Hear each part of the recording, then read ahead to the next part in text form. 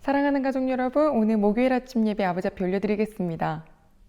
하나님 아버지 감사합니다. 그리고 사랑합니다.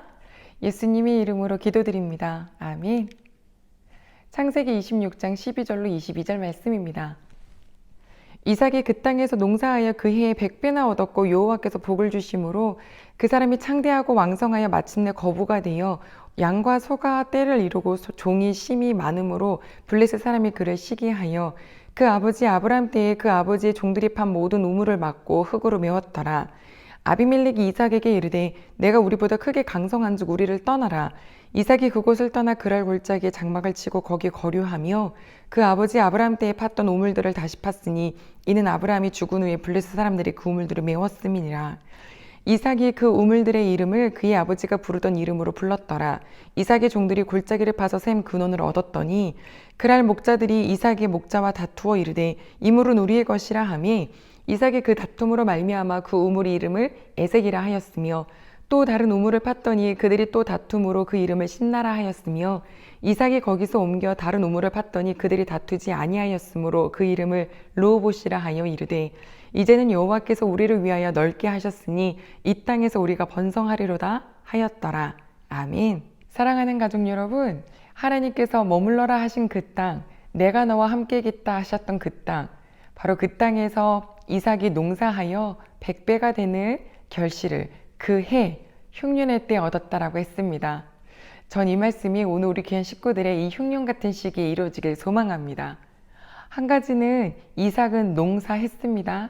씨를 뿌렸어요. 그래야 축복을 주는 통로가 되죠. 하나님은 축복을 주고 싶으신데 우리가 일을 하지 않으면, 공부하지 않으면 지혜가 생길 수도 없고 일을 통하여서 우리가 얻을 수도 없겠죠. 오늘도 많이 행복하게 뿌리시길 소망합니다. 자, 양과 소도 많아지고 그것을 케어해야 하는 종들도 많아졌습니다. 그런데 곧이어 무슨 말이 나오냐면 블레셋 사람들이 시기했다라고 해요. 누군가 잘 될 때 시기하는 사람 생기죠. 그럼요. 그 땅에 있는 사람들은 외부에서 온 이방인이 잘 되는 걸 보니까 배가 아팠어요. 그래서 우물들을 메워가기 시작합니다. 사람이 유치해지죠. 어떻게 했냐면 아브라함이 팠던 우물, 그 우물을 가지고 이제 이 가족들이 먹고 양과 소를 먹이는데 그걸 흙으로 메꾸는 거예요. 거기서 끝나지 않아요. 분명히 어제 우리가 같이 봤던 말씀에 왕이 이제 이 부부를 건드리는 사람은 내가 죽이리라 라고 했었던, 자기를 보호해주는 것 같았던 그 왕이 찾아와서 너 이 땅 떠나라. 너가 너무 강성하다. 너무 크다. 너무 힘이 세졌다. 라고 하면서 떠나가래요. 어제는 나를 지켜주는 사람인 줄 알았는데 오늘은 그도 질투가 난 건지 떠나라라고 하네요. 사람은 그래요. 화장실 들어갈 때 다르고 나올 때 다르다고 하잖아요. 이삭은 얼마나 억울할까요? 그런데 떠나요.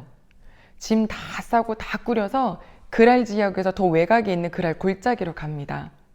거기서 또 자기 아버지 때 팠던 우물을 파는데 샘이 솟아납니다.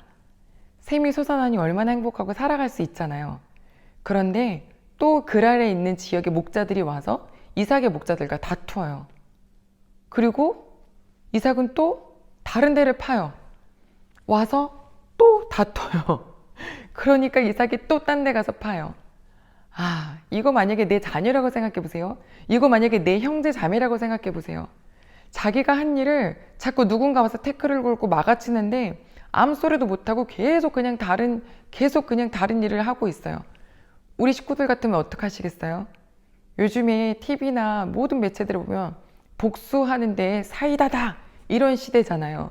그런데 이렇게 계속 도망치고 싸우지 않는 이상 얼마나 바보 같아 보이는 세대일까요? 하지만 이삭이 마지막에 팠던 우물 속에 또 자리를 옮겨서 팠는데 이젠 안 다투는 거죠. 그때 이삭이 이렇게 말을 하더라고요. 여호와께서 우리에게 땅을 넓게 주셨고 이곳에서 번성하리라. 애기일까요? 그저 감사하대요. 지금 그랄 지역에서 100배나 얻었던 수확에서 밀려 여기까지 왔고 또 밀려 또 여기까지 왔는데 여기에서 안 싸우니까 됐대요. 참. 그런데 전 이 말씀 보고 알았어요. 아, 싸우지 않는 것. 그것은 바로 하나님을 믿는 것에서 시작되는 거구나. 하나님이 자기를 여기로 인도해 주셨다라고 고백하는 거잖아요. 우리는 내가 주인 되면 그때부터 모든 다툼이 시작될 거예요. 이것도 내 것, 저것도 내 것, 요거 내가 했으니까 내 것. 막 이렇게 하다 보면 분쟁이 일어나요. 하지만 모든 것은 하나님의 것. 내 손에 있는 것 같지만 이것도 하나님의 것. 하나님이 기가 막힐 타이밍에 기가 막힌 걸 주실 건데 싸운다면 이건 하나님 뜻 아니지 하면서 샬롬을 찾아가는 이 이삭에게 하나님께서 흥하게 하시더라고요. 당장은 남의 것을 빼앗아서 승승장구하는 것 같지만 아니요, 다 그 수준에 머물러요. 하지만 난 주인 아니고 하나님이 주인이에요 라고 하며 싸우지 않고 살아갔었던 이삭에게는 하나님께서 갚아주시더라고요. 다시금 나타나셔서 내가 너와 함께 있다. 두려워하지 말아라. 내가 너에게 복을 준다. 라는 말씀이 24절에 기록되어 있거든요. 이삭은 감사해서 또 하나님께 예배를 드리네요. 사랑하는 가족 여러분, 무슨 일이 생길 때 성경 속의 인물이 나라고 생각해 보세요. 나 지금 너무 억울하고 화가 나고 한바탕 해보고 싶고 사이다 발언하고 싶고 복수하고 싶고 그런데 싸우지 않았던 이삭을 대신해서 하나님이 싸워주시고 싸우지 않았던 이유는 하나님이 주인 되시는 거니까 하나님의 모든 주권을 믿었던 그 믿음으로 시작되는구나. 그랬더니 아버지께서 갚아주신 것. 이 은혜를 이번 2023년도 다 경험한 우리 식구들 되기를 소망합니다. 기도하겠습니다. 하나님 아버지 감사를 드립니다. 싸우지 않아요. 하나님이 싸워주셨어요. 흥하게 하셨어요.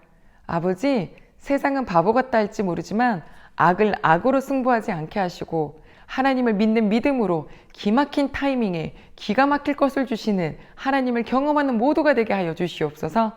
예수님의 이름으로 기도드립니다. 아멘.